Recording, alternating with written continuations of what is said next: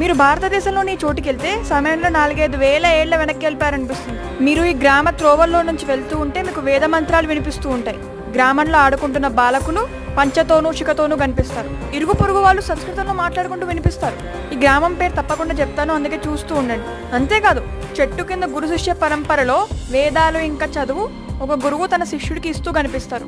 గురుకులంలాగా శిష్యులందరికీ బోధిస్తూ కనిపిస్తారు. ఈ ఒక్క గ్రామం కర్ణాటకకి 30కి పైగా సంస్కృత ప్రొఫెసర్స్ ని అందించింది. ఈ గ్రామ గురువుల ప్రకారం మీకు 20 రోజుల్లో సంస్కృతం నేర్పించేస్తారు. కానీ మీరు ఈ గ్రామంలో 20 రోజులు బస చేయాలి. విచిత్రమైన విషయం ఏంటంటే ఈ ఊర్లో హోటల్స్, గెస్ట్ హౌస్లు, లాడ్జ్లు లేవు. మన పూర్వకాల పద్ధతుల్లాగా అతిథులు వస్తే అతిథులకి వాళ్ళ ఇంట్లోనే వసతులు ఏర్పాటు చేస్తారు. ఈ గ్రామం ఆధునికతకి దూరం అయిపోయింది అని చెప్పి మీరు అనుకోక్కర్లేదు.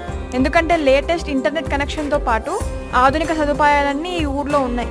ఆధునికతతో పాటు భారత వైదిక కాలం కూడా ఈ ఊర్లో మీకు కనిపిస్తుంది. ఈ గ్రామం కర్ణాటకలో తుంగా నది ఒడ్డున ఉన్న మట్టూరు గ్రామం.